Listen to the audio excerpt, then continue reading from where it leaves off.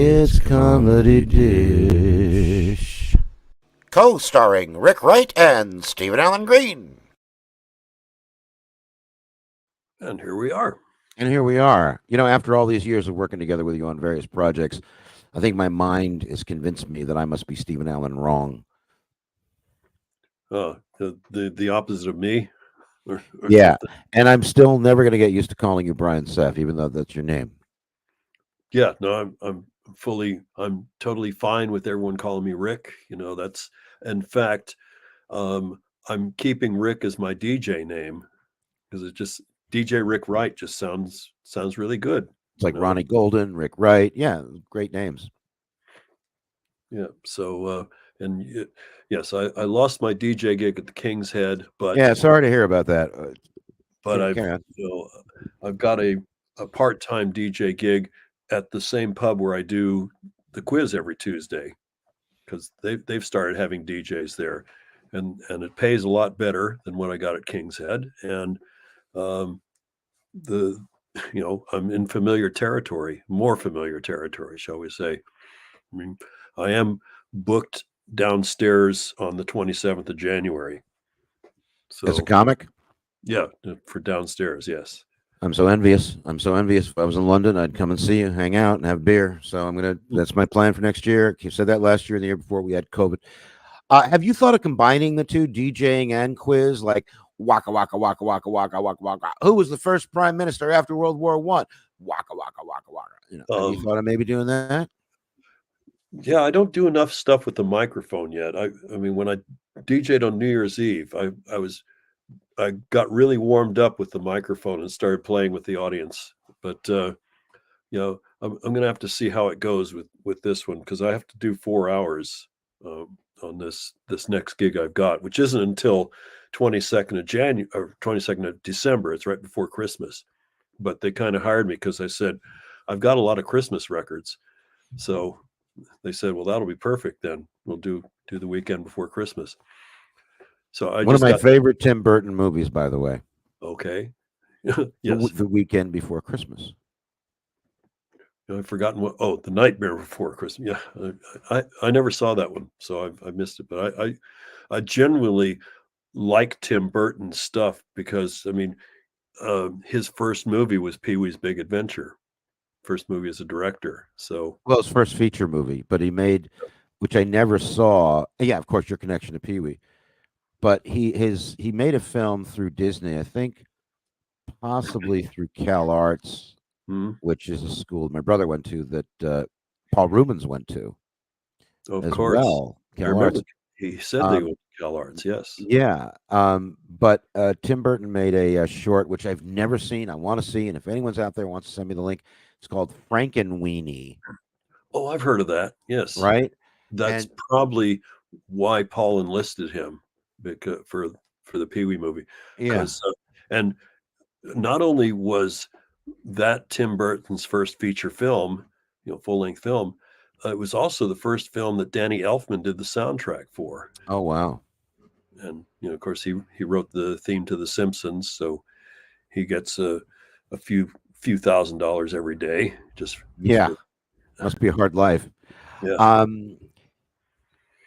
Have you seen? It's on. I've seen it on TikTok. But if you Google Danny Elfman, I think Coachella, he does, and of course, because of the rights issues, I can't share it now live. Even off. This is the weird thing. Even off of YouTube, which is supposed to be a public venue. I can't share through StreamYard without StreamYard sending me a bunch of emails and texts going, you can't display copywritten material for your show. Don't you know that yet, you idiot? And does Mitzi work for StreamYard? Absolutely. Hey, by the way, I got to talk about. So anyway, it's fantastic. It's on TikTok, and it's the Simpsons theme. And there's a full orchestra and the band, and there's the singers that go. And they have the animation in the background. It's fantastico. Oh, okay. It'll cheers you up. Now, speaking of cheers you up, I want to talk a little bit about the Laughter Foundation and we're upcoming benefit November 16th at the Stand Up Comedy Club in Bellflower. Okay.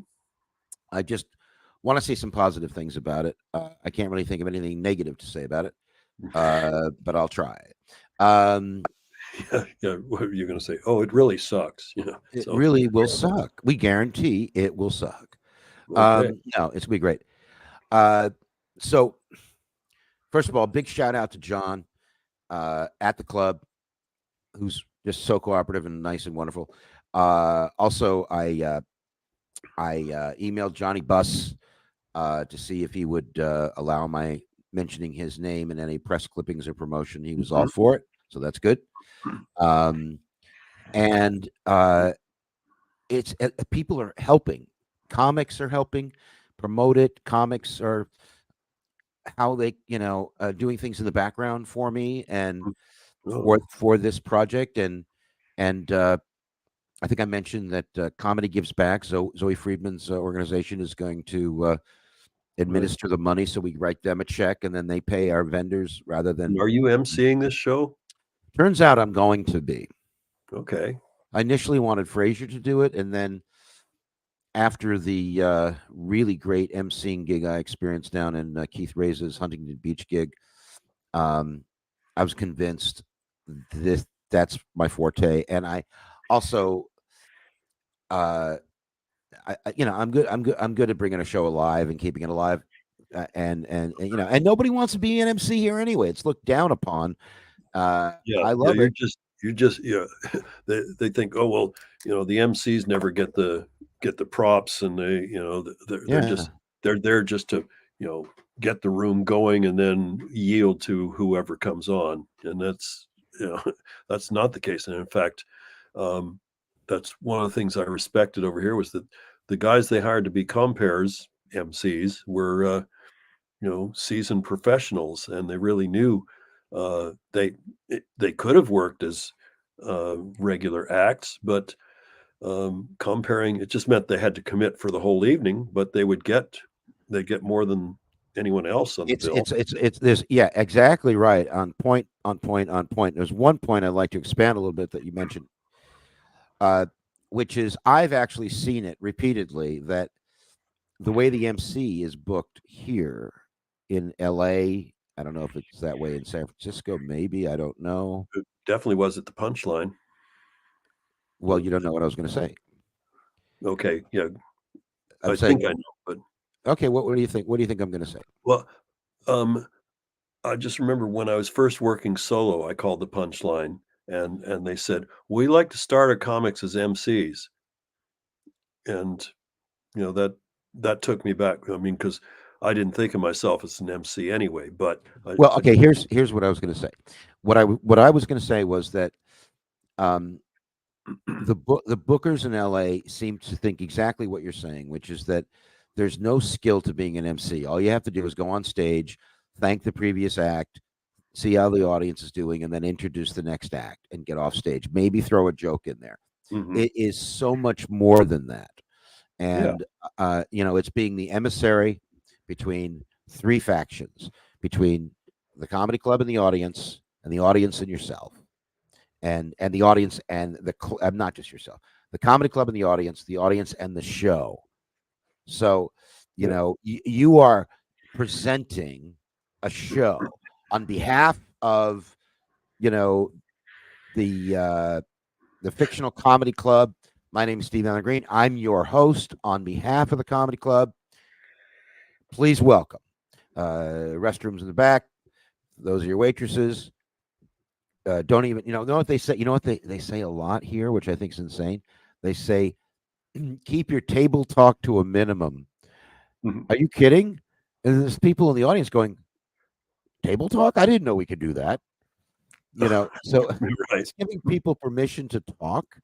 Don't do that. Yeah, they weren't thinking about it before. Yeah, I didn't realize we could talk. Well, I was like, do the minimum. That's like driving a Rolls Royce. As long as I keep it under 30 miles an hour, that's fine. I'll go for that. So, I mean, there are things that are really important about the MC. Really important to the show. One of the main reasons the Comedy Store was, and I'm not saying it's not great now, I'm just saying one of the reasons why it was so great back in the 80s was that Mitzi really had strong MCs and MCs with different personalities. Brian Bradley, Neil, rest his soul, Neil Williams. I mean, go back before I got there, David Letterman was an MC. And basically that's, if you look at his talk show, if he did crowd, if I wasn't there to see him, but if Letterman did crowd work in addition to his material, then basically it was a template for his talk show. Yeah, well, I'm sure crowd that work is interviewing people. yeah, they discovered, that he had that knack too. So that when NBC first hired him, they just said, yeah, he can be funny and he can also talk to people. So it's double whammy. Yeah. But the comedy culture tends to, it's all a pecking order. Who's a headliner? Who's a theater headliner? Who's a middle? Who's an opener? Who's just a producer who puts themselves into these shows or is pretty good? We don't know yet. There's all these different stratas that go on. It's been really interesting to observe. And when someone is just an MC, it's just culturally wrong, in my opinion. Now, let me just say something about the Laughter Foundation, and then we're going to bring in our guest. Okay. And unless won't interrupt with anything else, any other. Oh yeah. I want to give you the last word, but let me just say, so this is kind of awkward, but I have to say it. And just money wise, I've had some financial crises I couldn't keep up with, and they get to me badly because I'm frustrated. I'm tired of asking people for money. I'm tired of not making money as much as I need to make to survive and feel somewhat comfortable, and also having the tools to create a better future for myself. I'm tired of it, and I only have so much control over, I don't have any control over my agents or my managers. I have no control over anybody else. And there's a lot of work that I need to do, new businesses I need to set up. I was on the phone today with a good comedy friend who's convinced me to pitch myself as a teacher of comedy in comedy clubs. I've done it online. I've got great quotes from people. I got the credits. I have a methodology and a formula that I don't think anyone else has. But my point is that I've had to ask for money from people on Facebook, through Facebook. And people have really come through. I'm not going to name names at this point, but people have really helped me when they can. And often there's somebody that's watching in the background and helps. And so I really appreciate more than people can believe, because it's not just the money. It's the money to pay the phone, but it's not just the money to pay the phone. It's because when you don't have the money to pay the phone, you feel so down. But I'm a loser. It does remind you that there are people who believe in you. Exactly. So on the other hand, the point is that when I first started the Laughter Foundation, I had some people, like maybe 2, maybe 3, criticize me because I'm notoriously broke all the time, and yet I'm starting a nonprofit. Oh, one to help comedians. Which comedian is that? You? Well, okay. So I want to answer that in 2 ways. The first way is that I've never made any money doing this. It's a business, but I've never made any money doing it. People have put money into it. I put my time into it. I think I might have taken like $50 as producer of a benefit we did where we raised $1,000 or something. I don't remember. Right.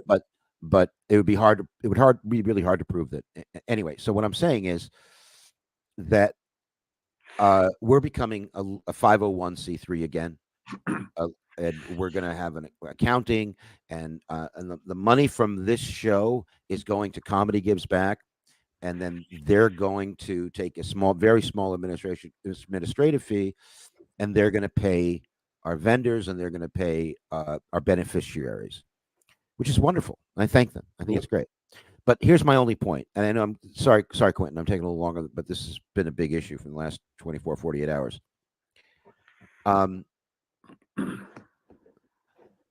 I need a job that I can make reliable money on, and the Laughter Foundation, once it's set up, will be a job, because you look at any nonprofit in the U.S., there's 1.5 million of them.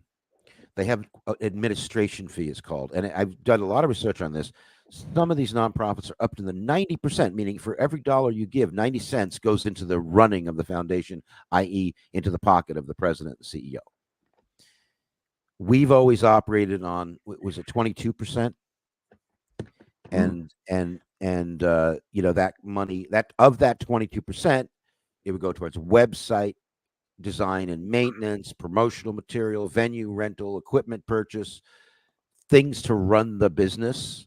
And then out of that 22%, I was slated, I think, to get 5% of the 22% as my pay. And if this thing ever becomes a thing where we're making $1 million, where we're clearing, people are donating $1 million a year, I would request at that point a $37,000 a year salary.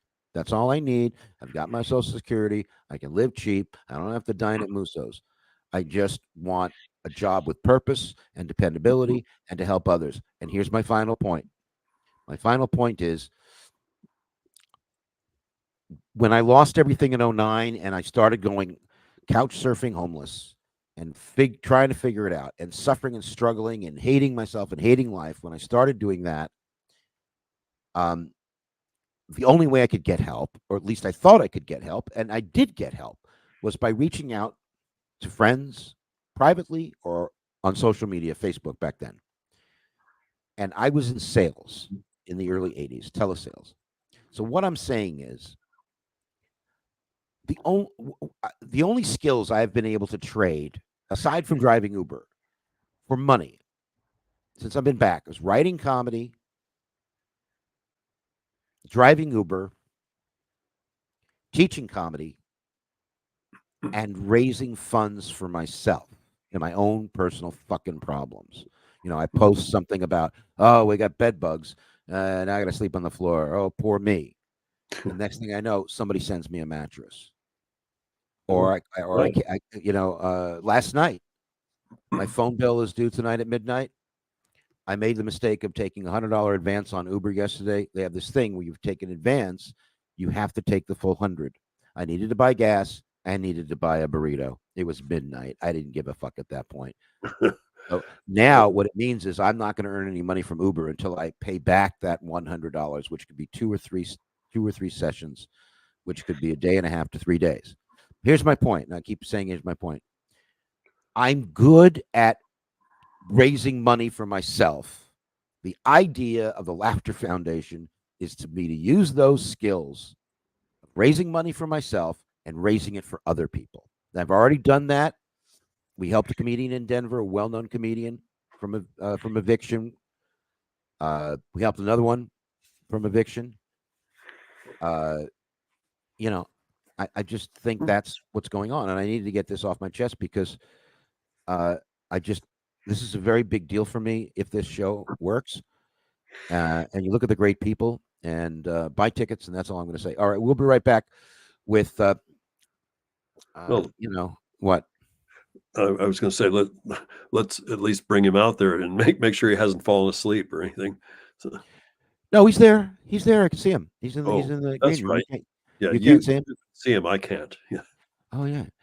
Listen, thank you, Quentin, for letting me have all that extra time. I just needed. This is a momentous thing that's coming up. So let's bring you on right after this, and we'll talk about your world. This is Comedy Dish. I'm Stephen Allen Green and Brian Seff. Rick Wright. No, Rick Wright. You're not Brian Seff. It's Comedy Dish. Co-starring Rick Wright and Stephen Allen Green. So okay, from the maudlin to the immature. Hey, Rick. Thanks for letting me go on that little tangent there. I got lost in it. I'm sorry. How are you? Yeah, just fine. I'm. Well, I went to the pub a little while ago, so I'm floating along. What do you drink? There's a beer, I forget what country it's from. It's called Litavel. It's just a really nice lager, and that's been my beer for the 7 or 8 years that I've been going. Well, no, 10 years, because I've been living at this same spot for 10 years. But Wow. yeah, going to the Shaftesbury Tavern, and there's always someone there that I know. So and when I come in, the bartender say, "Oh, the usual." So Oh man. it's lovely. Yeah. There's Back a home pub out bar. here. There's a pub out here. Well, there's a few of them. But they're faux pubs. First of all, they're not in London, and you got to drive to them, and you got to find parking, and there's usually Yeah. an American football game going on. But Maggie, Yeah, Maggie's doing really well. We of course, our holiday in Crete was just a really good thing to do. Even though good. we were kind of stuck in this little, I mean, we were in this resort and it was all inclusive. So uh, we had our 3 meals a day, all paid for, but there really wasn't anything else around, outside this resort. So we pretty much had to just stay on the premises and take advantage of what was there. And Take advantage to what was there on the premises. yeah, yeah. I mean, it was a private beach, but Oh, a uh, private beach.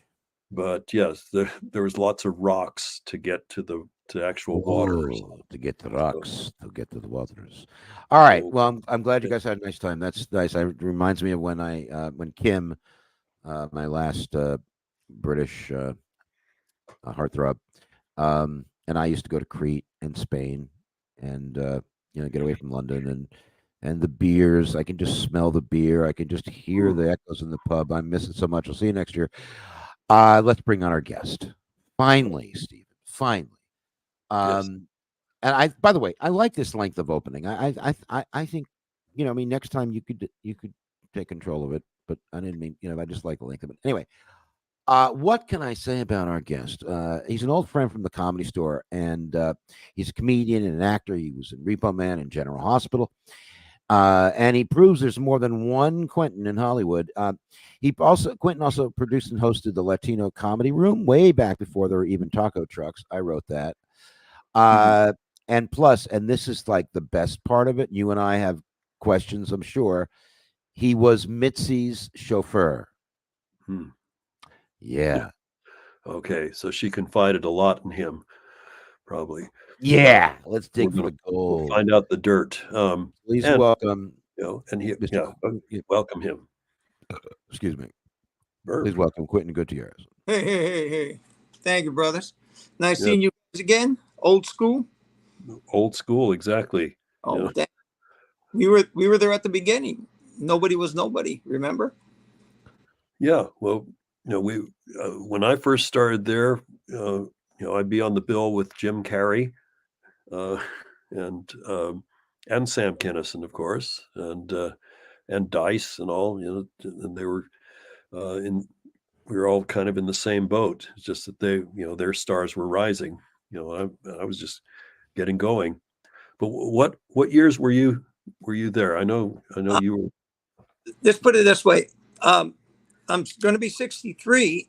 I was there on my 21st birthday. I got hired the next day on my 22nd birthday, on the 22nd second day after my 21st birthday. Wow. Oh, gosh. I met Falstaff. When Falstaff had a Packard, the 37. Falstaff was what? He had a 1937 Packard vintage car in front of the Comedy Store. So I stopped there on my birthday and I'm looking at it, and I had a vintage Jaguar. So we started talking about cars, and he goes, the owner of the Comedy Store has a Jaguar and she needs a good mechanic. So I got hired as a mechanic, became the driver. Never had any interest in doing comedy. Wow. Yeah. Well, that's a rare breed. So you actually were there before me then, if you were, because I just did the math in my head. And so if you're 63, you're born in 1960, which meant you would have been 21 in 1981. And that was the first year I lived in LA, but I'd moved down from San Francisco, but I didn't officially start the store until the day before my 35th birthday. It was, I was November 8th, 1985. Yes. It's interesting. I used to take her to her meetings, doctor meetings, business meetings. if I was standing in the comedy store watching comics, I love watching the comics. Missy would have me sit down with her as she watched an audition, and she would always offer me a drink. I have a drink. I'll just kick back there. She would ask me a couple of questions, and when she was done, she was done. But it was interesting. The story, another story was we drove to San Francisco. Robin kept on bugging Mitzi about this lady in San Francisco. So me, Taylor Negra, and Argus, we drove to San Francisco in the limo to have lunch with Robin Williams, and he showed her this lady that night. And What lady? What lady are you referring to? Whoopi Goldberg. Oh, And then okay. they had the big showcase at the store, and then they had a big old warehouse audition in downtown. This is all when it all started. But Robin bugged the heck out of Missy. You have to see this lady. So we drove up there. It was fun. Well, What yeah, was the venue? Do you remember? Was it the what is the Palace of Fine Arts? 7,000 seats. I just it was like a little. Was it a comedy club? No, it was a theater. I think she was doing. Okay. It was a long. Argus. I'll have to ask Argus. Argus is the only one left between us two that were there. Right. Yeah, it could have been. Palace of Fine Arts has a really lovely theater, and it's toward going toward the Golden Gate Bridge. But yeah, it's funny. All the years that I worked in San Francisco, and and Whoopi was on the same scene. Never ever met her. All that time, I met her when she did. So she, Quentin was referring to the main room shows, and I remember there was two of them that I saw. There was the main room showcase, and there was everybody in Hollywood. Like that room, as you know, seats 450 people. Mitzi must have, or the people representing her must have had, 200 of those people as industry people. Sure. And then she played up in the belly room, which is where I met her. Right. And that's where Steven Spielberg and Jack Nicholson and Exactly. Barbra Streisand and Clint Eastwood's are. And I went to the green room. I think at that time I might have been answering phones for Mitzi at that point anyway. And I was in the green room or whatever, for whatever reason. And she was in the green room and she said, "Hello, how are you?" And I was like, "Hello, how are you?" And there was like this connection, like, wow. It's kind of like when I met Brooke Shields and gave her the tour. Someone contacted the Comedy Store, wanted a tour of it, and Mitzi had me do it. And it was Brooke Shields, and Robin happened to be it was in the afternoon. There was a photo I got of Brooke Shields, me, and Robin Williams, which is lost forever in the annals of late storage bills. But yeah, I think, Quentin, what you're reminding me of here is there was a whole culture of life that went on in the Comedy Store. I couldn't hear you. Broke up. I go, it's beautiful what we had back then. Nobody will ever experience that again. No, right. Not even at the Comedy Store is that vibe going to happen again. But it's not just the club vibe. I'm saying. I think Quentin knows what I'm talking about. Do you, Rick? It is because you were working there. You didn't work. I worked as a doorman there for a while. I answered phones. I was Mitzi's part-time assistant. I did this. I did that for her, in addition to performing there. And I did all that stuff 5 years after I got hired as a comedian. So It wasn't like I worked my way up. I worked my way down. But the point is that behind the scenes culture, I don't think you experienced, Rick or Brian, whoever you may be. Yeah, neither Rick nor Brian experienced that. I got hired as a paid regular, just on the reputation of Rick and Ruby, where and I was worried because the night that I supposedly had a showcase, I had to go on after Sam, and I just thought, well, Mitzi's not here. This is a waste of time. But I was going to go up to San Francisco the next day for my birthday because I was, feeling lonely and whatever. And it wasn't until the next week that I found out that supposed showcase spot was actually, it was on a Friday. It was a paid spot, and that she had hired me anyway. So I completely missed all the what so many of them go through of, auditioning and Mitzi saying, "Yeah, I like you," and then come back in 6 months or whatever. I was very lucky that way. Absolutely. But we're just saying backstage life in theater, as in the theater Yeah. of the Comedy Store, was interesting unto itself. And to watch her think and bring her information that she may not have had, and to sort of be on this team that she created. And it Quentin is proof that it wasn't just about comedian wannabes. It was about people who recognized how cool it was to be in that erstwhile underground social circuit of producing and get somebody's agent on the phone, and answering the phones, and hi, this is Paramount Studios. We're casting a new Steve Martin film called Roxanne, and we're looking for character comedians. Who do I need to speak to? 1 minute, hang on. Handling that kind of information on a creative executive level, and then to the trivial and mundane, which is Stephen Allen Green. Where's Becker? He's moving his car. All right, I need you to go over and bring me some almonds on that silver tray.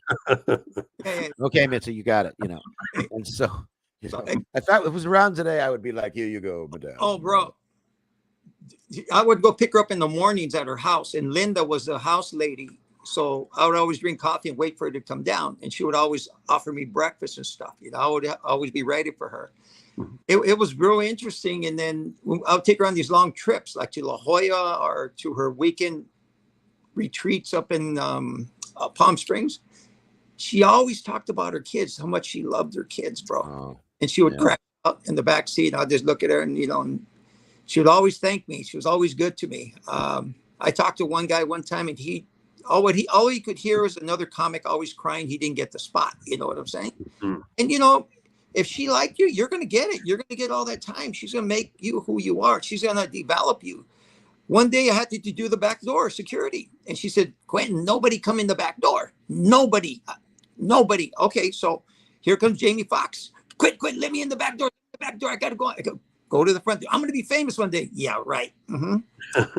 Okay, and then Sandy. Here comes Sandy. And then Sandy was always so sweet to me and nice to me. And she comes to the back door. I'm thinking, well, should I let her in or not? But I'm thinking, well, she's not a comic. Yeah, this is Mitzi's daughter, the late Sandy Shore. Oh, yeah. She was always sweet, man. Jamie was interesting. Jamie Foxx. He used to there was a time. So I emceed there on and off for like 10 years, from 81 to 91. And, actually, I think 81 to around 86 or 7, she stopped using MCs in the OR and made it handoff. But anyway, I was an MC there for at least 5 or 6 years. And Jamie Foxx used to come up to me. This is Monday nights, potluck night, meaning if you get there early enough and you sign up, you can get on and do 3 minutes. And you might have to wait for 50 comedians, and then in the next room, in the main room, the door would open between the two clubs to the hallway to the bathroom, and you'd hear people screaming, and you hear Robin Williams' voice and echo in the background. It was just an incredible thing. Trickles out of the OR. Yeah. And so Jamie would come up to me and say, "Hey man, when am I on?" And I go, "Let me see. What's your name again?" Jamie what? Jamie Foxx. Oh, there you are. Yeah, I would say you're scheduled for 12:15. It's what time is it now? It's 10:30. I would say try to get back here for the time, but between you and me, if you get here by 1:00 or stay till 1, I'll get you on either way, okay? And then he'd say, "Hey, listen, can you get me on sooner than that? I got some people here, really important people here to see me." And of course, that was the best thing to say, because then I'm thinking, oh, these really important people want to see me too, don't they? So, okay, you're on next. Right? It was like that. And I did sneak him on. And it wasn't because I thought, oh, I'm such a comedy discoverer. He's got obvious talent. He did. But his talents were in being funny, but also in charm and stage presence, which he translated to the movie screen. All right, we're gonna it's time for our first pub quiz. Get them ready, Rick.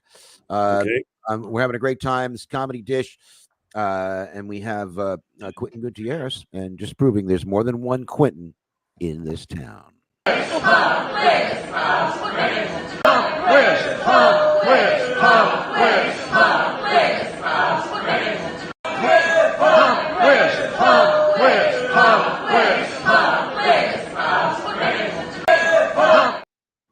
There we go. A little theme created by Ray Rick in London with his real. That was with pubsters. my pub quiz audience. Dude, I thought I was in Long Beach at the Dubliners.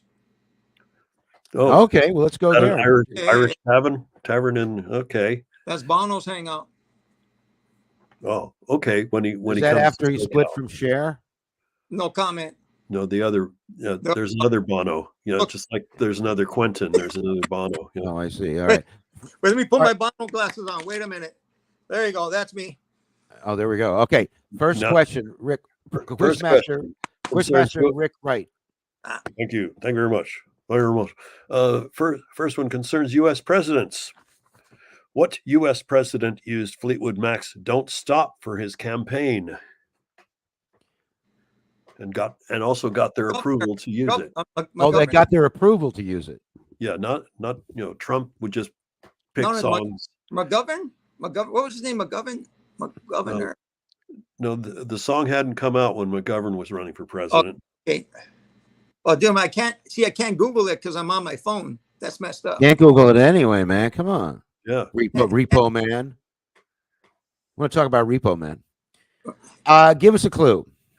Well, "Don't Stop" came out in 1977, so it's someone after that, someone who was president after that. It was Bill Clinton.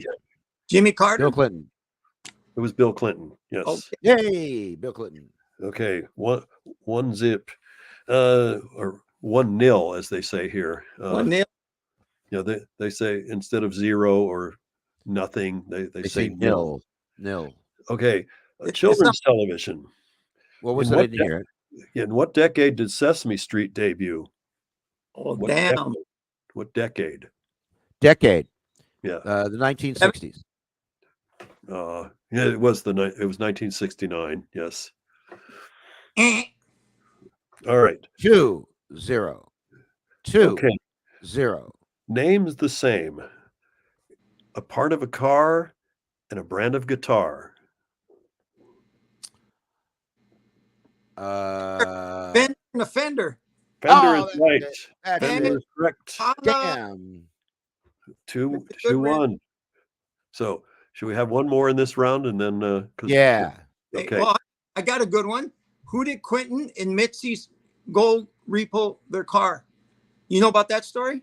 What is that? Is this a quiz? No, it's a quiz. Comedy Store question. Some Comedy Store trivia. All right, go for it. Tell us what's the question. No. Go for it. Go for it, Rick.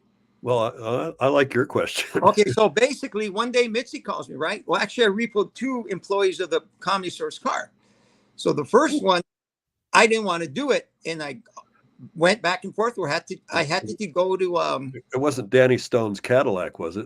Oh no, dude! Shit, they left that for the impound. They didn't even want to pick it up. She said La Jolla to go repo the Ferrari back from the Ferrari dealer, and I didn't want to go pick it up and get involved.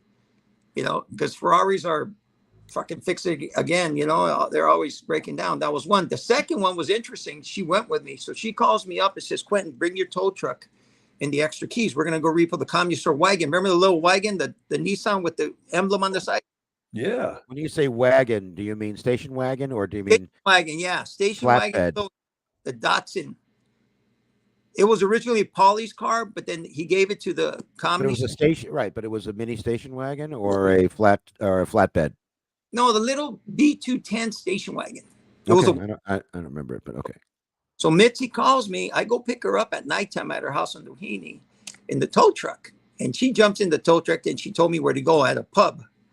So we go to the pub to pick it up. I can't say who was driving it, but I took the tow truck, dude. So we go there, help her out of the car because she's so tiny. and I jump in the car and I fire it up, and she goes, "Oh, I'll drive it." So fuck it. So she drove it home, and we park it around the block real sneaky. She goes, "Don't worry about it. I'll take care of it in the morning." But it was funny as shit. She had balls, man. She was. She did. She had balls, dude. But she was so cool. Mm. You know, like when she called me into the office one day, I thought I was in trouble. And then she gives me that permanent guest pass. You see that permanent guest pass? I never So had look at one. the profile picture. I'm going like this. That is a Comedy Store permanent guest pass. And she signed it. She says, "Quentin, I gave it to 5 people." And I'm like, "Oh, thank you, Mitzi." You know? No, so, yeah. And were the other people like famous comics or something, or? Well, they were part of the store. Let's put it that way. Okay. Yeah. You know, you don't want to name drop. Boom.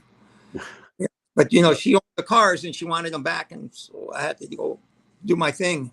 Mm. And then I had another job. She sent me to go do a collection like a Shylock. And so on that one, what the hell happened? I found the paperwork by accident the other day. I was going through my stuff, and there it is. Quentin, blah, blah, blah. Oh, I was going to get 12% and a half if I got the money from the guy. Hmm. So that was the Quentin, look at the screen. See, I'm scrolling on the things you posted. Where is is it a guest pass? What are you saying it is? Oh, if you look at my profile, here, give me Okay. one. Give Your me one. profile picture. I'll give you that. Watch. Okay.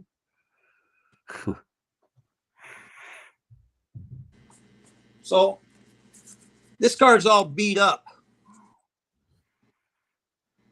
Right there. You Okay, see it? let me stop the share screen here, and let me make you. Oh wow! I can hang on, see the hang on. logo. Hang on. Let me just. No, not me. I want to make the other guy. Who's that? Hamat? Yeah, there we go. Yep. Yep. I can see your signature on the bottom there. Yes. So what is that? What does that represent? Permanent guest pass for life at the Comedy Store. Oh wow! So when was the last time you went in there? I think the anniversary. Yeah, it says in the bottom right here, permanent guest pass. So somebody said, "Why don't you just save it in a glass case?" No, it means something. Yeah. I'll pay it the day I die. You know, if it Yeah, but falls. you still should get it laminated to protect it, even in your wallet, because you know you're Mexican and you eat burritos. Oi! Yeah, no, I eat And I'm a Jew and I eat burritos. So I convert it. Okay. are you a Jew again? I almost got married. We almost went to Canner's last night, you and I. Well, we could go today, brother. I'm open. It's on me. Well, I appreciate that. Let's talk about that. I still have to do some work, but I tell you what I've discovered is I missed that. I missed that whole vibe. We used to go to Cantor's after the club closed because I was usually among the last comics up. So I'd go with the staff, you know. What was the place up the block where Dupar's is now?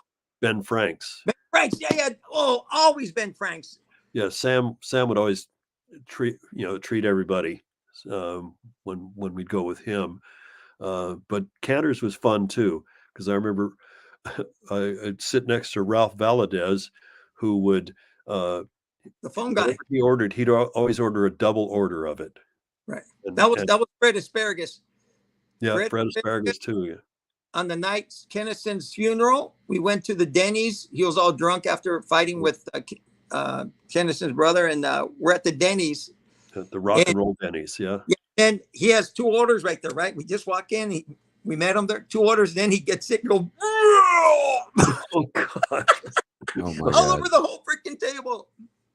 Oh my God! So was there a quiz question in this? Oh wow! I love those. I love that. My heart goes out. Look at that. Something. And this is a red T-shirt. Asparagus. Where is it at? With all his back. Who owns the rights to? Sorry, Brian. I just because Mike Dugan passed, and Mike gave the rights to his work to Rich Scheidner. For Rich to maybe do something with it at some point. No obligation. Who has the rights to Fred Asparagisms? Oh, that's the word. Fred Asparagism. Quentin, it's a serious question, real question. Who owns the rights to it? Does he have any heirs? He has a son. Oh, you know his son? Yeah, Real. His son's name is Real. Lives in the valley with his mom, Sandy.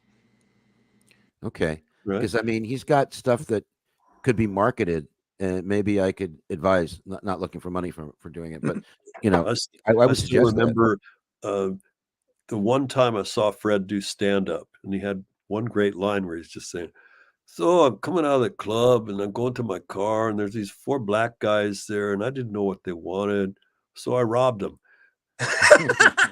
Just the way he said it, it was. He Hey, said, So I "Yeah, he robbed probably him. did."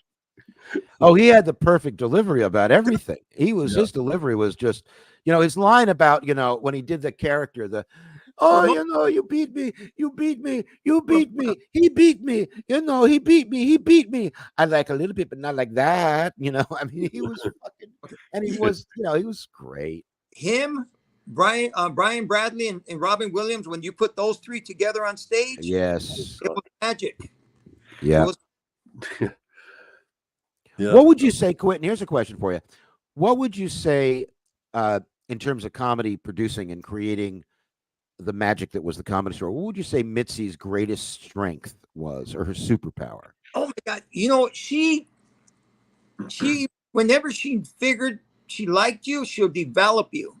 Sometimes she was into the women. She loved the women comics, and she put a lot of time and energy into them. And then certain individuals, like at the beginning, there was Paul Rodriguez.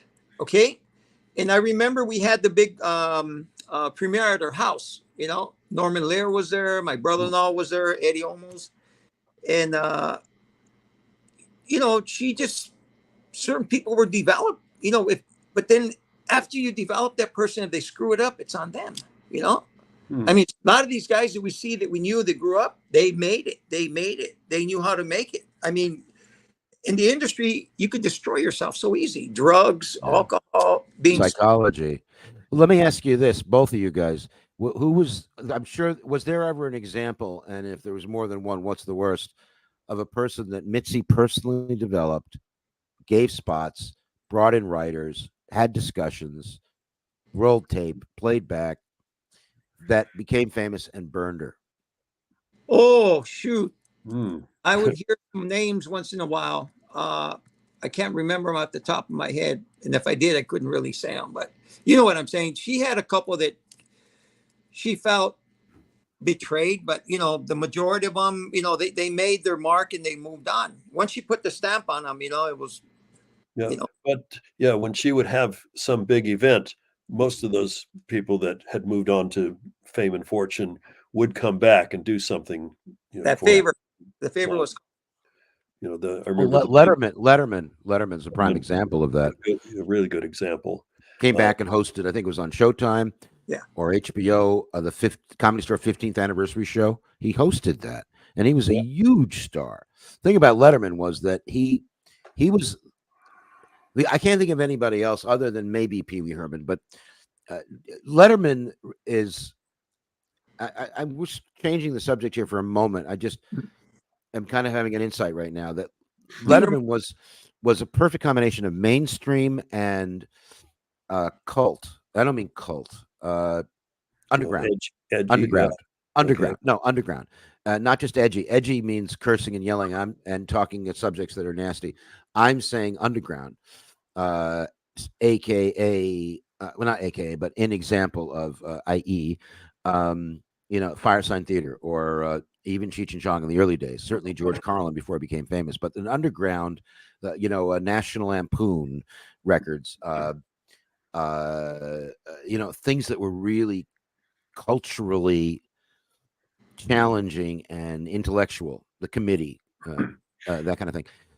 So Letterman was both that and also a rock and roll expert, and a great comedian and a great interviewer. I mean, I think here's what bugs me these days is that there's so many more successful comedians than there ever have been, and there's so many more successful talk show hosts than there ever have been, all at the same time. And a lot of them got podcasts, and Bill Burr and Mark Maron and blah, Jim blah, blah, Gaffigan. blah, and Jim Gaffigan, and there's some ladies I'm trying to remember who have them too. But the point is that there's always a lot of people doing a lot of stuff of the new genre or whatever it might be. But the ones that we remember are that's always a source of fascination for me. Why do certain artists resonate in the present and then continue to resonate from the past?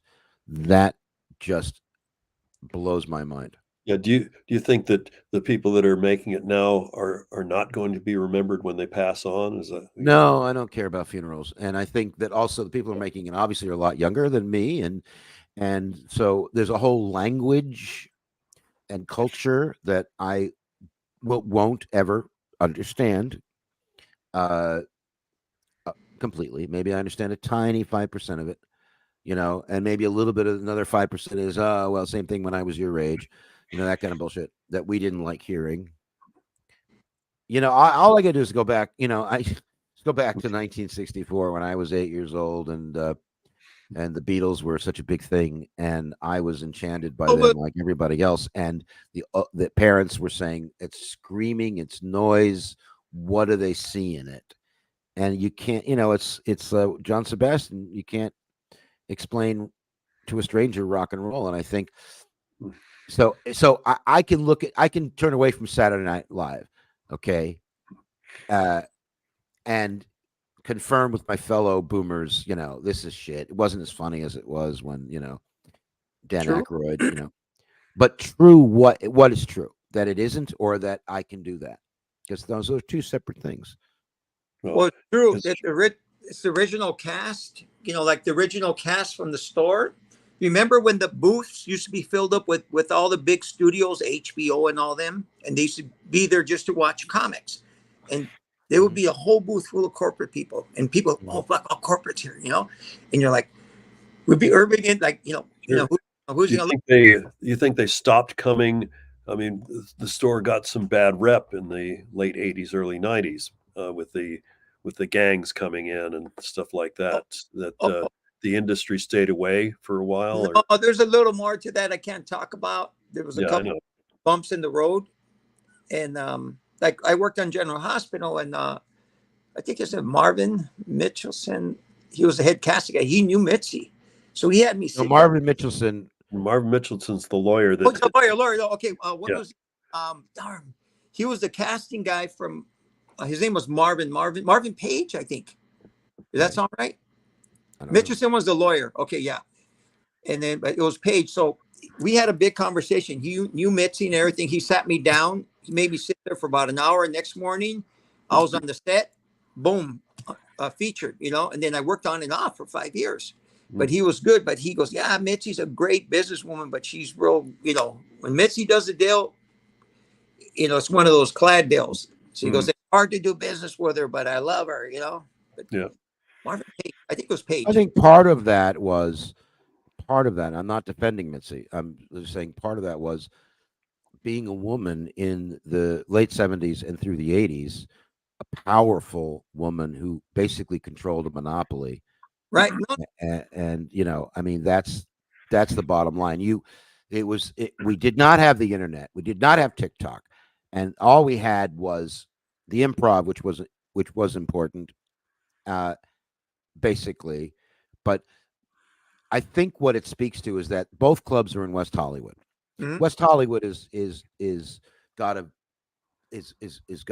money there, and there's also a very active and respected LGBTQ community. It's a town that everyone kind of knows is the gay part of town. And I'm not trying to be nasty. I'm doing quotes.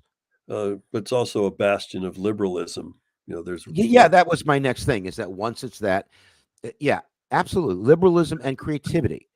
And that part of Hollywood, West Hollywood, I don't forget, I've been out here since 1959. And along La Cienega, there were these clubs. There was the Gay 90s, which wasn't a gay club. It was transport back in time to 1891, and there'd be a guy with what do they call sleeve ribbons, and a straw hat and playing piano, and there'd be a lady with a parasol on stage, full knickers, you couldn't see anything, and you were transported. And there was a speakeasy. So club culture and camp club culture, and also the fact that the Writers Guild was in West Hollywood and still is. Now it's over. Yeah, it still is, I guess. West Hollywood. It's over by 3rd and Fairfax. Writers Guild, Directors Guild, the Academy of Motion Picture Arts and Sciences is in Beverly Hills, and the agencies. So you had ICM, which was the agency at the time, on Beverly near La Cienega, and then you had William Morris in Beverly Hills, and then along Sunset you had the Don Schwartz agency, who I signed with for commercials. They handled Tom Selleck and me. Creative artist. Yeah, Creative artist. yeah. This was before CAA. Yeah. We were with the West Hollywood. Then we went to APA, which I forget where their offices were. They were 9,000 Sunset or 9,000 Doheny. Okay, yeah, and Doheny and Sunset, basically. Yeah, if they still are. Danny Robinson, yes. But that's the difference between the Comedy Store and any other club. The location isn't just the tourists and the tourist bus going by going, look, that's the Comedy Store. Or, the locals going, let's go to the Comedy Store. What do you want to do? You want to eat food? You want to go to the Comedy Store? Let's go to the Comedy Store. I've had a rough day. The Comedy Store is offering something unique and with a variety and all night long and great. And then the comedians were on, they were making it like Robin and Letterman were on television, reminding you and all that. But I'm saying because of West Hollywood and Sunset Boulevard and La Cienega and Santa Monica Boulevard, literal streets of showbiz that made the Comedy Store the hottest comedy club in the world. When everything was centralized, it made it easy for the talent agent or the casting director. Just lucky they found that space when they did, because somebody else would have taken it. Yeah, I used to answer phones, there for a while, and this is Paramount Studios. We're looking to come in and do a casting for a movie we're producing called Roxanne. We're looking for character actors who are comedians. Can you direct me to who I need to talk to? And then I would send them to, talent coordinator George Bennett. By the way, who do you think was the best talent coordinator of the Comedy Store of all time? That's a good question, bro. Because remember Debbie Dean? Yes. Yeah, I was great. I was post Debbie Dean era, but I think the one I had the best relationship with, personally, was Scott Day. Oh, Scott was cool. Yeah, Scott was cool. He recognized the error of his ways too, and he cut down the drinking after he got the shit beat out of him. But was that in New York? Because I was with him that night. Well, no, this happened at the store. He was he was hanging out with me and my brother in the 90s, and he was drunk. We were walking through Greenwich Village, and he'd kicked someone's dog, and they punched the crap out of him, and he didn't mean to kick the dog. But Scott is in communication. He travels the world. I don't know how he's doing it, but he's one of my inspirations. He's always checking in on me. All right. Well, we're gonna be right back with let's see what the time is. It's we got another half hour. I think we better do another pub quiz. Yeah. Pub quiz number 2. What's the score, Brian? It's 2-1, Stephen. Okay, 2-1, Stephen. There we go. 3 more questions with Quentin Gutierrez. All right. The category is musicals. And the question is, what's the name of the high school that's the main setting for Grease? John Marshall. Well, what's the fictitious high school that is depicted in? No, John Marshall High was in Silver Lake. I went there. Okay. Yeah, I was saying the fictitious. That's where it was filmed. I thought you meant the actual high school. No, I know the answer to this. They called it. I know. Rydell High. Yes, it's named after Bobby Rydell. Okay. I feel so gay for knowing that, by the way. It's stupid. Okay. Disney. Oh, actually, I want to ask this one because this was such a good one. You guys probably know it. Following Jada Pinkett Smith's announcement that she and Will have been living separate for 6 years, What other actress last week announced that she and her husband of 45 years have been living separately for 6 years? Oh, I know the answer. I'll give Quentin a shot. Oh no, I'll put the bullshit protector on. Wait up, there it is. Meryl Okay. Streep. Meryl Streep and husband. Oh, I It is didn't hear Meryl that Streep. Yeah. one. I wasn't washing the dish last week. Oh, Boom, boom. all right, let's go with this Disney one. Amber Heard. Jafar is the villain of what Disney animated film? Oh, oh my. Oh, the Lion. No, Yeah, Lion, say it. Lion King. Oh, I thought you were saying. Oh, Jafar was. Yeah, I know. It was the print. Princess Jasmine, Jafar. Damn, dude. I got to go to my kid's room and look at the collection. I'll be back. All right. Go to the next question. All right. Yeah. Last question of the round. It was Aladdin. Aladdin.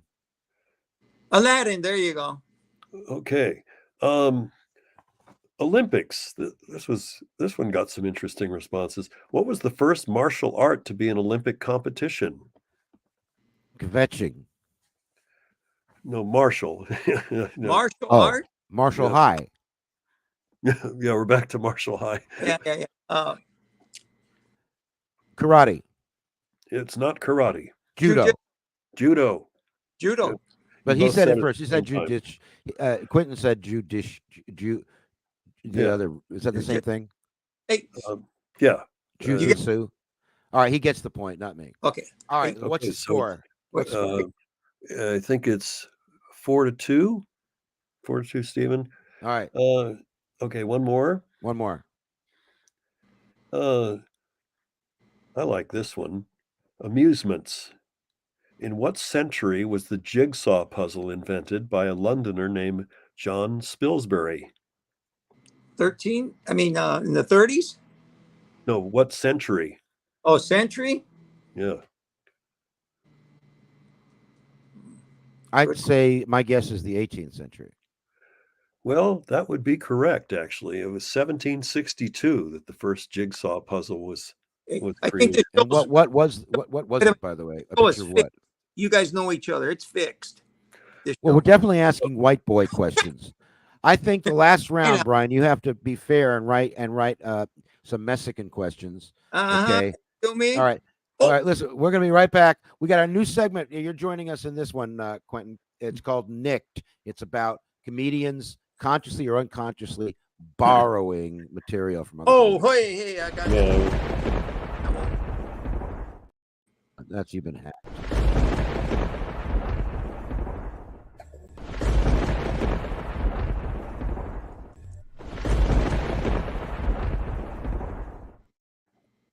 Okay. All right. We're back now. Another segment of Nicked, where we discuss our most hated thing about other comedians stealing material. Now, I must say, we have no proof and rumors, and we won't mention anyone working and loved, and we only talk about stuff that people are already talking about, and it's all in theory and it's all in fun. We don't even have to name names, but if we do name names, it's a story that we were personally involved in or we personally witnessed. Right. So let's move on with our episode of Nicked. I've got nothing to this table, but Brian, you've always got, or Quentin, do you got one? I got a good one. So everybody knows I used to do the Mexican James Bond. I don't remember this. So yeah, so I trademarked it. I sent it to the Writers Guild and everything. I still, that's around the Mexican James Bond. My name is Jaime Bando. I did all that stuff, right? And then somebody nicked me and started doing it on a radio show, which I won't say who. But yeah. Then if you look at my drama log article, it talks about my Jaime Bando. You look at my other article at the LA Times, it talks about all the articles will prove that I was the. And all right, so let me go to the Facebook page here where you. So let me. Okay, you go to drama log. That's in English, and you go to the corner and you see, you know, my jokes. Some of the jokes are in there. Okay. All right, let me present this. So that was the big part, because normally you can't prove anything unless you have it on paper. Okay, so that's not it, but it's. And they're in Spanish, but you don't speak Spanish. You only speak ugh. Yeah, only speak ugh. Ugh. Just tell me where to stop scrolling. Comic Relief. Drama log right there. Boom. This one? Yeah. So if you open that up, if you pinch it up, you'll see Jaime Bando. You know, it says he does a parody of the Mexican James Bond. Right here? Yeah. Cool. In the right corner, right under that face to the right. Not that's not me to the left. That's over. That's Rick right. Overton. Oh, that's Rick Wright. It is. Younger. That's Rick You know, Overton. not Rick Wright. Yeah. Yeah. I forgot what Rick Overton looked like with hair. Yeah. I'm going to tag him right now on this. Overton. Yeah. Okay. So what year was this, Quentin? Oh, dude, I would have to look at the article. Well, approximately. Oh, it 80s or says 90s? 93. 93. Okay, so how does this relate to? Oh, so you created Jaime Bando, which is the Mexican or Latino or Spanish James Bond. Exactly. I came up with that character, and I would do that on stage. That was one of my opening bits. And then somebody started doing it on the radio, which I won't say. Yeah. It happens. I mean, I'll give you for a good example. Somebody made a fake profile of me on Facebook. And then you can think about it. Wow, I must be that famous, huh? Right. Well, No, I wouldn't have quit. I mean, someone steals your material. Look, this is what we do for a living, and it's worse than that. And Mitzi understood this. It's what we're trying to do for a living. We're trying to make a living. We're tired of doing our other jobs. We see our friends we hang out with at Denny's or wherever, or on the same shows with, who are now getting development deals and are millionaires overnight, and they're in their late 20s, and we want some of that. We want, we're happy for their success. We want some of that. And when somebody steals our material, that's like opening up, a fender bender shop and someone coming in and stealing all of your tools to fix the fender. You have to you're less than zero at that point. I think it's appalling when someone steals shit. Yeah, I got a good one. Thinking of characters being stolen, you reminded me of, Paul Rubens was originally, after the original cast left Saturday Night Live, he was one of the people that auditioned, that was invited to audition. But he went up after a few people after Joe Piscopo went, and Joe Piscopo had this character that he'd worked out named Paulie Herman, who was a nerd. And oh no. And Paul Rubens was unaware of that. Oh no. So he went in and they thought, well, we've had somebody already who's kind of done that. So they wow. It worked out to everybody's advantage over here, because then he was able to do, the Pee-wee show might not have happened if he had gone on Saturday Night Live, but because he didn't get Saturday Night Live, he was able to devote his full energy to producing the HBO show that I was in. And Joe Piscopo, I don't mind mentioning his name because he's a Trump supporter and a total asshole apparently. So I don't feel bad about that. But it is funny that Paul was telling about that when he got back from New York and saying how some guy came in with a character named Paulie Herman, and so. Did he have a nasally voice? Did he do it with like? Yeah, he had a high pitched voice, and it's hard to say whether Piscopo had ever seen Pee-wee or not. He probably went to the West Coast and we're talking about a creative crime that you could really only get away with back then, because now we have YouTube, we have social media. Yeah. There's plenty of proof of what we've done before someone else steals it. I think that is the benefit of things like YouTube and Twitter and Facebook. They register stuff. You know what? Fact check Trump. Every time he makes a lie, that just he says he didn't ever know Sidney Powell, and then it turns out, well, you got a post here where you praised her as one of your attorneys. So, you know what I used to do? I used to get a videotape of my set and mail it into the patent office for That's smart. No, I did all that stuff because I learned and watched and listened to her. And then just like Latino de la Noche, I trademarked the name, you know? And Well, let's talk about that. So you were one of the first, if not the first, producer of a Latin comedy night. right. Mitzi one day tells me, Quentin, why don't you open up a Mexican night here at the Comedy Store? I'll give you the Belly Room on Sundays. And that's where it all started. Everybody started coming out of the woodworks. Didn't you send me some stuff on that on Yeah, Messenger? yeah. Well, those big articles that it talks about it. A big article. Okay, keep talking. I'm going to scroll till I find it, Yeah. and I'll bring it up. Okay, so what happens? So Mitzi says, do the show. I'll give you the room. I do the show. I get it packed every Sunday. And I was getting a check on Tuesdays. And I go, what's the check for? Because you sold alcohol. I wasn't selling alcohol. Mhm. Everybody was drinking in the freaking room, and I would get a commission check. Nice. I mean, it was nice. I mean, like, wow. I mean, you know, it was the first room because when I used to go try to get a job, I mean, go work out, they wouldn't put you on to 12 o'clock, 1 o'clock in the morning, you know? Yeah. And everybody would hate on me like, oh, I want a prime time spot. I go, dude, I got to put the way, line it up where it's going to work. I got to put a weak one, a strong one, a weak one, a strong one. Yeah. And you also have to have a mixture. You can't have like 5 black guys in a row. You can't have, or you got to have a female somewhere in Yeah, there. yeah. I would mix them all up. And then what I did with all my inventory, I had like, I think 30 comics, Latinos. And I gave a copy of that to the Laugh Factory. That's why they opened up a Latino night at the Laugh Factory. And I gave it to the Ice House.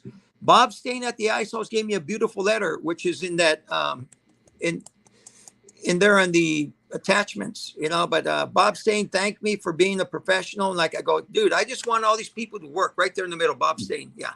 Mhm. So he gave me a beautiful letter thanking me for sharing my comics with him. You know, I didn't want to hoard them. These people wanted to work. Let them work wherever they want. I mean, I wasn't going to hold anybody back. And this is what you're supposed to do. And, you know, and some of them were funny. You know, I'm not perfect. I wasn't the funniest in the world. But, you know, you look at people and you admire them. Even today, I see all the new comics. I love all these new comics, the women and the men. And they're, wow, they have new material. And it's fun to watch them. You know, it's, there's one minority that's not, being serviced. And I have to make a complaint here. Okay. It's the older comics. Yes, We're not being serviced yeah. because there's an audience of older people that would go to the comedy club. Yeah, there's an you know, that unwritten thing of the industry in LA is kind of like if you haven't made it by the time you're 30, you're not going to make it. So we move on to it's investing in an early stock rather than something that's already peaked. Yeah, catch them when they're young and naive. And nope. you know. We're gonna but on the practical basis though, let's examine this if you would. You both know LA and I do as well, and you know the LA culture and I do as well. If there were some older comics, there are older comics that work here and there, but I mean, if there was, they're still funny. Well, look at George Carlin. If there was like an older comedy night, I know they've done them, but even if it wasn't an older comedy night, if they just, because when I got to London, I was in my 40s, very early 40s, and there were comics that were in their 20s and 30s, 40s, 50s, 60s, and 70s, all working. Yeah, I worked in South Africa with a guy that was in his 70s, and he was extremely funny. You know, I had a doctor in New York, and this is when I had Blue Cross and all the money in the world. I had a doctor in New York, Dr. Harold Wise, who was like 97 years old. And did he do stand up? No, he did a lot of lay down. No, I think he was about 90 actually, and he was a great doctor, and he had a lifetime, 3 generations of patients. You think this guy's seen everything, and he's still passionate about this, and as long as he can hold the scalpel, I think, you know, this is one of, I mean, maybe I need to talk about it more on stage, and I just don't want to be identified as the crotchety old guy. You know, you're not giving us old guys enough stage time, because then they go, yeah, you suck. That's why, you know, I don't want to. Hey, we're going to start doing nursing homes on the 1st and the 15th. They got money. Who's going to start? Hey, older women do things younger women don't do. Let's find out about that. I need a new girlfriend. I don't care if she's in a wheelchair. Sugar I don't daddy. care if she's in an oxygen tent. I need a girlfriend. You know, she's in an oxygen tent. I need a blowjob. Just cut open that tent and just and just let the air come out. I'm disgusting. I'm horrible. No wonder nobody likes me. We'll be right back. That was Nicked. So Nicked, we covered Nicked, was done. Yeah. Okay. Well, I want You got to a Nick story? No, I want to, before the show's over, just talk about Quentin and his involvement in my second wedding. Oh, hey. Let's Please, talk about that. Do you have any photos? Because I do. buddy. Okay, Rick. I didn't tell anybody about it. No, Take it over, guys. It was amazing. You got two vintage, vintage Chevrolets or something. I forget what, or maybe Buicks. 1939 Pontiac. Ah, okay, and that's the one that's you're showing on. Yeah. Yep. Yeah, it definitely looked like that. Is that the very one? Yeah, that's the same one. The one I used to take to the Comedy Store, but I put original white walls on it. It was a 1939 Pontiac. I still have it. And so where did your wedding take place, Brian? It was at our house when we lived in Park La Brea. This was the wedding to Lisa. The wedding to Lisa. Is this your first marriage or second? Second marriage. And when we lived in Park La Brea, we were in the garden apartments, which were a circle of apartments around a big grassy area. So it was perfect to have a wedding. Yeah. And Park La Brea even cooperated, and they filled in where the holes where the sprinklers were, so that nobody would trip, because they didn't want to get sued, of course. But we had about 150 people there, maybe. And I only went for the food. You were our chauffeur. Drove us we stayed the night in the Roosevelt Hotel, and that was classy. Hey, how did you two meet? Get divorced, want to get married again? Call me, or you could Uber it with Steve and Mr. Green. Yeah. How did which two meet? Me and Lisa. Yeah. Yeah. She was working for my ex-wife in San Francisco. Hey. Oh wow. My first wife. Yeah. What was your first wife's name? Betty. She lives in New York. She's been in New York for about at least 30 years, I think. Betty. But yeah, you wouldn't have ever met her.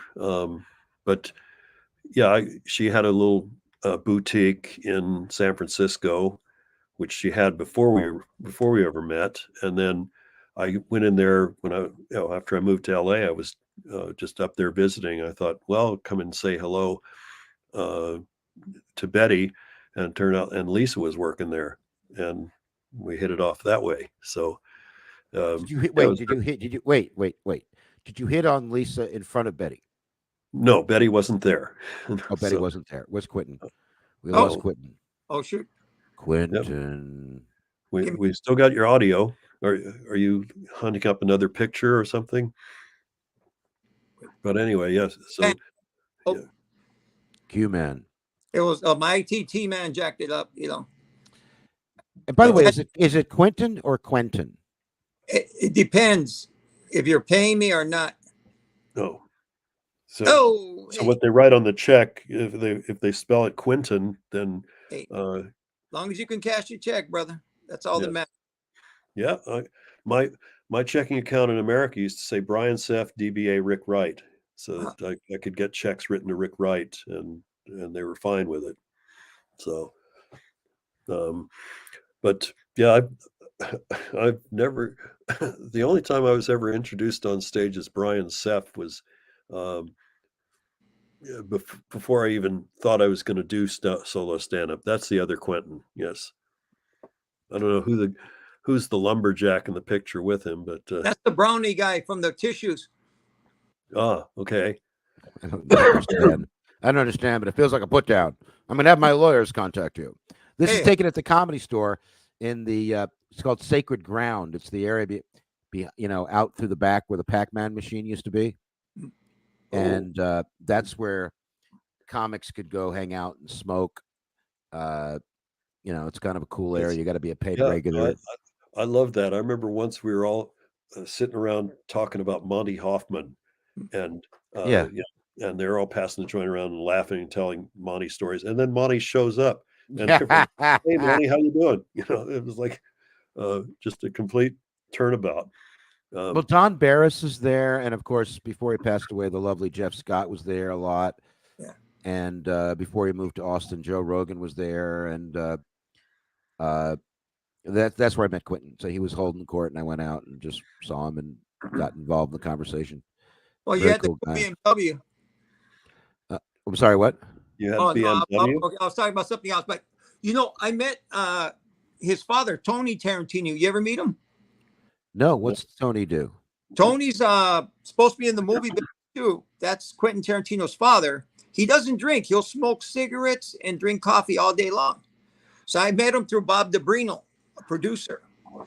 So Bob did a movie with Vin Diesel, I'm Not Guilty or something. But we used to meet at the house. We'd go to Vito's on La Cienega, and there was Tony Tarantino smoking. He would always be telling jokes to show you all his girlfriends on the phone. He was funny, He had real black hair, That was Tony Tarantino. So, and then, then Bob would, hey, tell him the story. Because Bob DeBrino was from New York. Goes, yeah, tell him the story about your kid, how you met the wife, and it's all, yes, he was cool, dude. Hey, you remember Keith Leadham? Name sounds familiar. Who was Keith I Leadham? remember Keith Leadham. He's the one that got the chair thrown at him. Yeah. Okay, so remember I don't remember this. Remember he looked like Randy Travis, right? Looked exactly like Randy Travis. So we used to call the Century Club and all the clubs and say, oh, this is security for Randy Travis. We have a group of 8.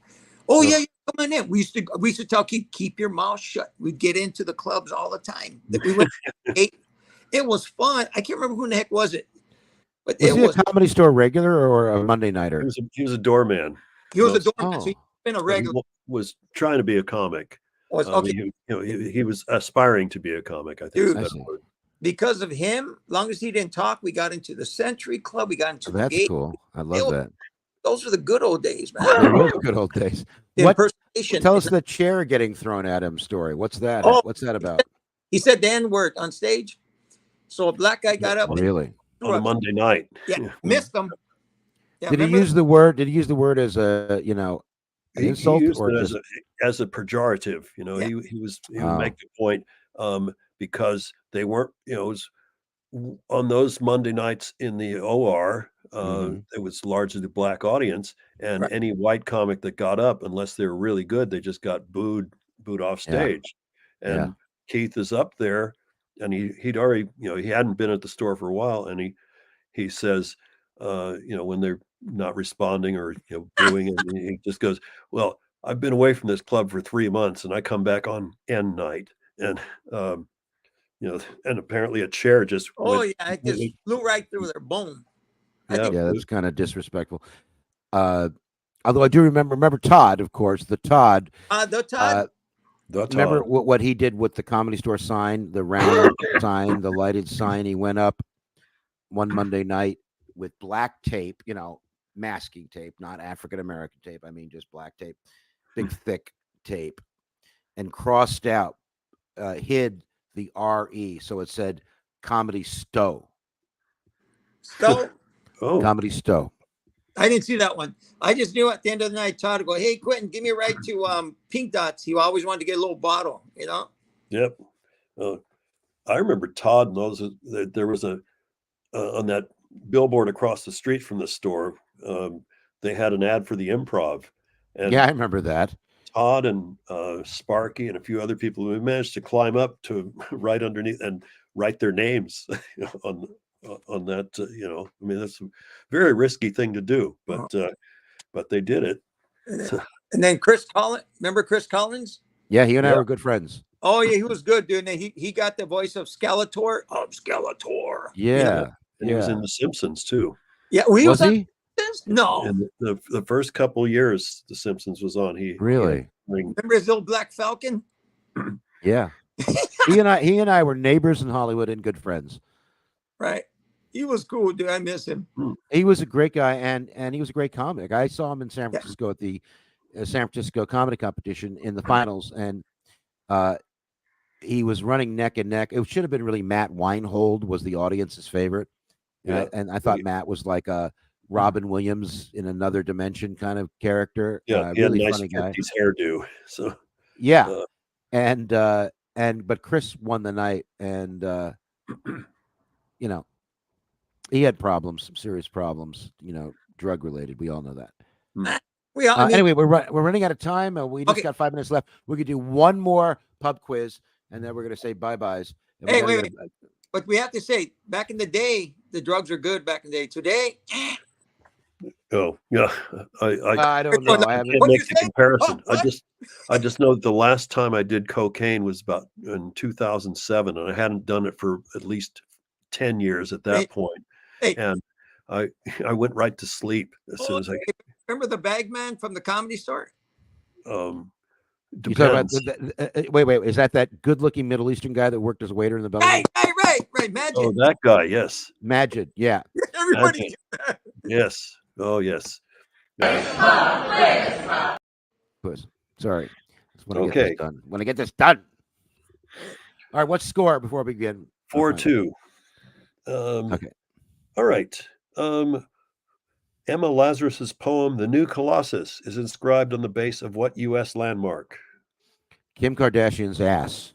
Oh, hey. But I tell you, The what's it called? The Statue of Liberty. Statue of Liberty is the right answer. 4-3. Okay. All right. Let's see if we can I'll take as many guesses as it takes. In what decade? This is a Beatles question. In what decade of the Quentin, you're going to lose. This is a white person's question. Yeah. Well, it's a numbers question, really. I got a fake ID. I'm Travis Bickle today. Brilliant. In what decade of the 21st century will the first Lennon-McCartney song's copyrights expire? In what decade?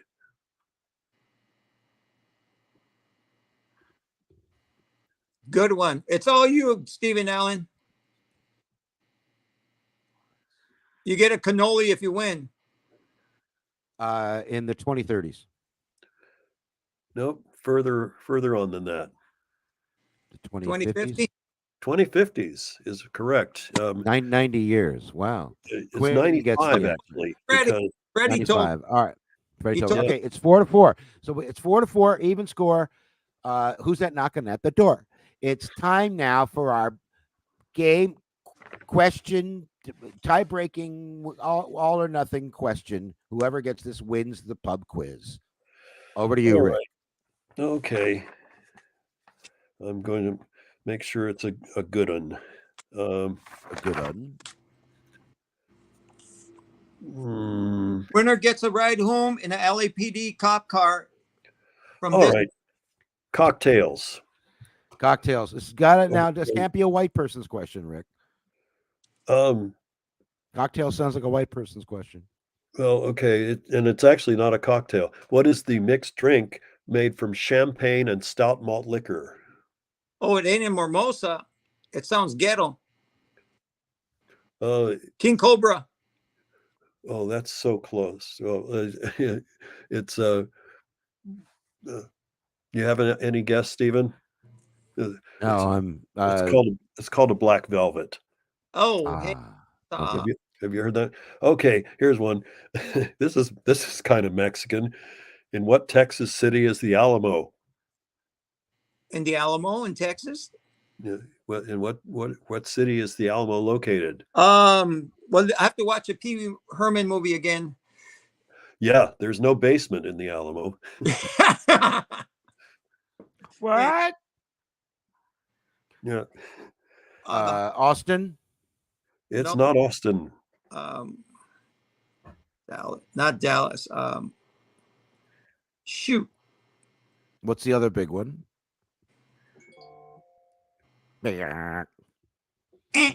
Oh, it's going to have to be a tie for the evening. It is San Antonio. San Antonio. All right. Oh, you said San Antonio, so we gave the point to you. Okay. He did say San Antonio. That means, Quentin, you win. Hey. Yay. Yay! I got to get a graphics for the person winning. Asparagus. Oh. Asparagus for asparagus. Hey, because my wife told me. You gotta do Told sun. you so. We're going to do something. Uh-huh. Something. Hey, Quentin, I just can't thank you enough, man. I mean, Hey, you really, Got to have you back, man, because there's yeah. so many. I'll bring all my memorabilia out from the store and more rat stories. Okay. Hey, remember from Cocky the Cockroach, the little red magazines? What? Don't you remember the red magazine I pulled up from the Comedy Store? They had your name on it, SAG. Oh, that, yeah. Okay, so I have, I think, all the volumes. Really? And then it would say Cocky the Cockroach was a guy sneaking around, ratting on everybody.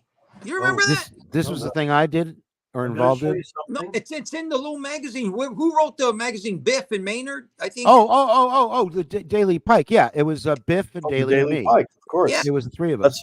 That's when I was first there. But do you still have this? Let's I see. don't have Or mine. yearbook? No, No, I don't got the yearbook. I don't No. think so. Nah. Yeah, it was the 15th year class reunion, and but it's not even.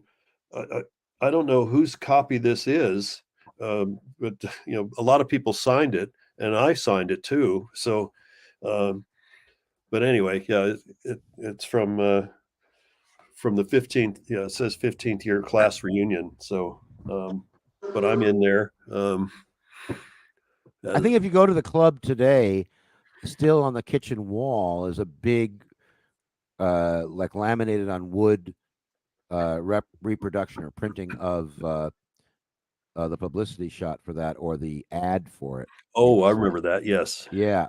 Hey, who do we have? Do we have any candidates for next week? Because we just started booking the show again. We usually booked 2 months in advance, and we're coming back from a summer hiatus. But if you got anyone in Britain that wants to do it again There's or a new, couple people I've contacted, but none of them have responded yet. So Mm. I'll look into some other, maybe bring back an oldie but goodie who's because we had a few good ones over here. Yeah, we've had some great good ones from England. I love talking to that. That always makes me feel, Yeah. fun in a different way. Mhm. All right, hey Quentin, thank you so much, my friend. Much. You're Again, Seth, Yep. Ricardo, and Alan. Hey, call me later, Alan. If you're free in the evening, we'll hit it. Oh, sounds I'm good, my envious. friend. Okay. Sounds good. Can't, I miss Cantors, So Hey, listen, all right. Cantus is great. Cantus is great, and it's one of those things. Thank you. Bye, everybody. Thanks for watching. All right. Take care, everybody. See you later. It's Comedy Dish.